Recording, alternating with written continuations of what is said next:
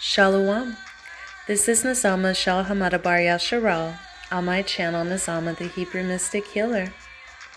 Before I get started with the video, I would like to first show some love to my 3D kin, the 12 tribes of Israel, the Hebrew Israelites scattered to the four corners of this third dimensional earth plane of existence. Much love and shalom to you. I would also like to show some love to my cosmic kin, the Nibiru, the primordial dragons, the Anunnaki starseeds scattered to the 12 dimensions of this universal cosmic egg matrix. Much love and shalom to you. I would also like to show some gratitude and appreciation to my viewers, especially those of you who are subscribed. If you're not yet subscribed, please do so now, and don't forget to hit the notification bell. That way you don't miss out on any amazing content. Also, if you like this video, please show me by giving it a like. It does help. Thank you. So this is probably going to come off as a bit of a rant, and I really encourage you to listen to the whole video because there may be some things that may seem offensive when I'm first kind of going into it, but if you hang on and you listen to the whole video, you'll see where I'm going with all of this, and that I'm not trying to attack anybody, but I am trying to address a collective issue that needs to be resolved. If we're really serious about healing and ascending, then these types of things have to be addressed within the context of the spiritual community, within the context of the spiritual collective as a whole, you know, across all cultures and all lineages that are on earth at this time, that are trying to wake up, you know, that are trying to ascend. So I feel like it's really important to address this. I'm just going to rip the Band-Aid off and jump right in. So I want to talk about the difference of lineages in the awakening process. And also I want to talk about this whole idea of destroying the lower self or destroying the ego. And I want to talk about ancestral veneration and connection, both cosmically and 3D, and why certain lineages, whether they're earth races, cosmic races, or both, are avoiding dealing with their ancestors for the most part, or aren't really feeling that pull to deal with their ancestors as much. And I'm going to talk about why that is, because there is, in every culture around the earth, at some point in time, there was some sort of practice that honored the ancestors. Now, each culture had their own variation, their own tradition surrounding that, but ancestor veneration is very old. And the ancient people understood the importance of ancestor veneration because they understood that we are our ancestors, both figuratively and literally, because we reincarnate down our own ancestral lines. Therefore, it is important for us to take care of our ancestors and to have that communication with them, and it keeps our trees intact, and it also can hold ancestral memory better because we incarnate their own DNA and we keep that line going as a continuum. So I'm going to kind of go into that first, and then I'm going to go into, this is all going to correlate and connect back. It's all connected, everything I'm going to talk about today. So it may kind of seem like I'm doing a stream of consciousness, but I'm going to bring it home to my overall point and why this is important for everybody. So I've noticed that specifically within the so-called melanated communities, or the more indigenous people of Earth, is what I would say. Because when I say indigenous, I'm talking about those who are indigenous to specific regions that have, you know, cultural societies that are very old. So most of the people who would be considered indigenous or melanated, you'll see, even within the starseed communities, even within the New Age communities, even within, you know, the witchcraft and mages communities, more melanated people are dealing with their ancestors, whether that is a cosmic ancestry or whether that is an earth ancestry. they're all dealing with their ancestors. So basically, you see them returning to that whole tradition, returning to the ancient cultures, returning to their roots. Now, and this isn't just limited to Earth ancestors either, because I've seen plenty of, melanated people who know they are, star seeds or angel seeds, or elemental seeds or primordials. And they are dealing with their Earth ancestors, and they're also dealing with their cosmic ancestors. Like, they're actually having conversations with, remote viewing with, shamanic journeying with their ancestors, both, on Earth and in other dimensions. So I'm seeing this happen more so with the melanated people. Now, what's interesting is I don't see as many, so-called Caucasian people dealing with their ancestors, whether that is on Earth or whether that is cosmically.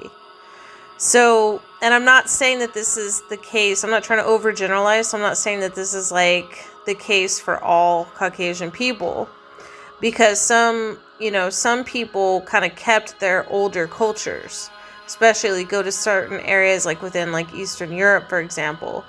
But by and large, you see more, Caucasian people gravitating toward, the starseed doctrines, where they're completely obviating their Earth ancestry. And like I said, most of the melanated people, even those who, know that they didn't start on Earth, that came from the stars or came from other realms, like they're still dealing with their ancestors. And, like I said, at one point in time, all peoples on this Earth plane were dealing with their ancestors. So why is it so few and far between that Caucasian people deal with their ancestors? Why is it less common? Well, I'm going to tell you why. And, I might offend some people in saying this, but it's really the truth. I'm going to tell you what it is. It has to do with the fact that there is a lot of collective shadow within the ancestry of the so-called white race, of the so-called Caucasian race, because of what their ancestors have done as a collective. Now, I'm not saying every single individual, but as a collective have done to the melanated races. Put them in perpetual slavery, perpetual genocide, perpetual rape, perpetual oppression, perpetual segregation. So systematic, racism. So that is in their DNA. That is in their ancestry. And as I said before, we incarnate through our own ancestors. As above, so below, as within, so without. So what does that mean? That means that we are our ancestors, both figuratively and literally, as I was saying earlier. So a lot of people don't want to deal with their ancestors because that's the elephant in the room. When you're dealing with your ancestors, you're dealing with those ancestors. So especially if you're a Caucasian person that, isn't racist, for example, doesn't believe in systemic racism, believes in civil rights, believes in, a higher vibrational earth and, equality and all that, then you're definitely not going to want to look at that elephant in the room. So that's why that is personally what I sense is going on, and why a lot of Caucasian people aren't dealing with their ancestors. Here's the problem with that. It doesn't change the fact that that's in your DNA. It doesn't change the fact that that's in your akashic records. It doesn't change the fact that, that's in your soul family or your oversoul expression. The only way to move forward, the only way to deal with that, isn't to repress it into the shadow. It isn't to ignore it. It isn't to be like, oh, well, that was in the past, or that was my ancestors, that's not me. Because we are our ancestors, the way to heal it is to address it, is to integrate it, is to do shadow work, is to acknowledge, what we have done. Because even all races have had past lives that were less than savory and have done certain atrocities. The majority of us have. As beings that are very old, circulating, incarnating throughout, this universal egg and even other universes, for some folks, we have done some atrocities. But the way to deal with it is to address that within our soul blueprint, within our akashic records, and to heal from it and to learn from it, not to hide from it. So that's what I feel is going on. Because I'm noticing more and more, like I said, melanated people gravitating toward dealing with ancestors and ancestry. And more, Caucasian people are gravitating more toward certain spiritual belief systems that don't require that of them. Now, this is not everybody. I have, Caucasian clients that are doing shadow work. I have Caucasian clients that, know that their ancestors did certain atrocities and are working on it. And I have also mixed biracial clients. Even myself, I'm mixed. I'm biracial, right?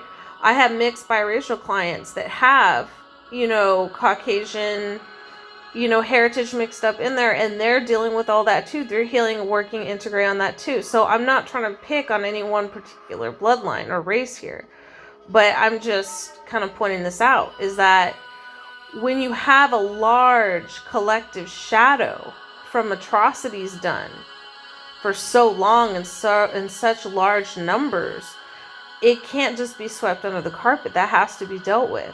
And so that's what I see going on. Now, I'm going to also use this to transition into something else. So I want to transition into, this whole concept, which is also prevalent in a lot of spiritual communities, especially New Age and Starseed. It may seem, guys, like I pick on those communities a lot, but I really don't. Because I even throw a lot of other communities under the bus, from time to time, or it may seem like that anyway. But really what I'm doing is I'm just addressing specific, mentalities or specific dogmas or doctrines within any community, because I even talk about, the so-called Hebrew Israelite communities too, or the so-called witch communities, or the so-called, spiritual communities, Christianity, whatnot. I bring up all kinds of communities. But my reason for doing this is to address, I feel, a lot of things that are swept under the carpet, or a lot of things that have become oversights, but that people are really kind of missing, that they're not seeing this. And so I'm just drawing attention to these things because I feel like they keep coming up, Case in point, I had mentioned earlier people wanting to extinguish the lower self, which is our instinctual self, our self that senses danger, our self that functions in this third dimensional or plane of existence that tells us, whether or not we want to do fight or flight or stand still, whether or not we should move when there's a rock falling right over our heads, whether or not we're supposed to be feeling or sensing or having desires about different things. This comes from the lower self. In fact, it's the lower self that can often, propel us into wanting to raise our vibration. For example, because the desire for ascension, the desire for spiritual growth or for healing. Case in point is that there was no part of ourselves that we should be extinguishing. Even when we do shadow work, we're not destroying the shadow, right? We're integrating it back in. How are we going to destroy pieces of ourselves? Are we going to lop off our body parts and just throw them into the flames? It makes no sense. And I'm going to tell you, I said I was going to bring this home, so I'm going to get my point on. The people that benefit from the destruction of the lower self are the people that are in control. So it may seem that the destruction of the ego is something that's highly spiritual and something that we should be doing in order to ascend or to, be on the awakening path, but it's not true. Integration and healing, yes. Mastery over all of ourselves, absolutely, but not the extinguishment of the lower self, because we need that in order to survive. So the reason why you get a lot of these people talking about this is because guess what? When people destroy their lower self, or when they repress that into the shadow at the very least, they're very docile. They're very easy to control and manipulate. Because guess what? That sense of survival is gone. And so it allows more predatorial type people and collectives to gain more control. The more docile we are, the more we see, oh, well, everything is just one. And so there's, really no distinction between, me and them and all that. I'm not saying that that's wrong, but I'm saying that we still have to understand that within the third dimensional realm, we can be aware of that at the higher level, the higher dimensions. Yes, it is important to be aware of that unity at the higher dimensions, but we can't ignore what's going on down here in 3D, because in 3D, that's not what it's like. In 3D, people are not operating as one unit. People are operating as a bunch of sovereign beings, and most people are operating unconsciously. The largest percentage of the people on this earth are operating unconsciously, without any consideration of how their actions are affecting the people, the animals, and the environment around them. So we can't go around just being like, oh, la-di-da, we're all one, with people running around, committing acts of violence. So we have to have our lower selves intact at some level. Now, I'm not saying having our lower selves controlling us. We should absolutely have mastery over all aspects of ourselves, but being sovereign is having mastery. You're not going to be operating purely out of your ego or your lower self if you have mastery. But if you try to extinguish the lower self, you're basically going to be, either repressing that into the shadow and projecting out a false light perception of yourself, or you're going to be leaving yourself very vulnerable to a more predatorial type presence, to those beings and types of consciousness within the collectives that don't have your best interest in mind, that may even have malicious intent. And this isn't me trying to do a fear-mongering message. This is just common sense. It doesn't even have to be anybody that's being malicious. It could just be, something as simple as, having a very in tune response to a sense of danger. That comes from the lower self. Just being aware when danger is present. It doesn't have to be caused by any person of malicious intent. But it's a facet of ourselves. We can't just throw away parts of ourselves. It doesn't work that way. Unity can only take place when we're integrating anyway. Not lopping off parts of ourselves or destroying parts of ourselves. There's a difference between healing, integrating, mastering, and extinguishing parts of ourselves. A big difference. And once again, who do you see really propagating this? You already know what I'm going to say. The, oppressive regime lineages that are in control right now. They're the ones propagating this. And there are counterculture claptraps. So a lot of times people will fall out of certain, belief systems and paradigms, only to fall into other ones that are essentially teaching the same thing, but, from a different perspective or from a different angle. Anything to keep people really in that rudimentary line of thinking. So my point in all of this is it's important for us. This all goes back, the ancestral aspect, the aspect of the lower self, it all goes back to shadow work. It all goes back to healing and integration. When we do that within ourselves, we affect our collective as a whole. We affect our ancestors, and even goes beyond that.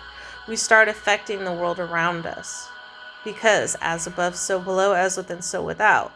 So it's important for everybody on this earth plane at this time, listening to this video. It's important for everybody to own our shit, to do our own shadow work, to find out what within us needs healing, what within us needs integration to master and have self-control over ourselves, but not to, repress parts of ourselves, ignore parts of ourselves, or extinguish parts of ourselves, but to integrate and have mastery over, and to walk as sovereign creators within this reality. Thanks for tuning in. Don't forget to like this video and share. Come visit my healing page, facebook.com, The Hebrew Mystic Healer, all one word. The link for my healing page is in the drop-down menu of this video. Full descriptions of services are in the pinned post on my healing page. You can book any service ranging from retro cosmic akashic record readings, akashic portraits, draconic needle starseed charts, spirit releasement, intuitive guidance, angelic healing, Asui Reiki, and more by simply clicking on the blue Book Now button. Also, don't forget to check out Patreon. Do not miss out on the techniques and guided meditations for psychic and spiritual protection, ancestral healing, advanced shadow work, activating your light Merkaba, connecting with your soul family, light language activation, recalling past lives, activating major and minor chakra points, and much more. The link for Patreon is in the drop-down menu. Thank you for your support. Stay tuned for the next video.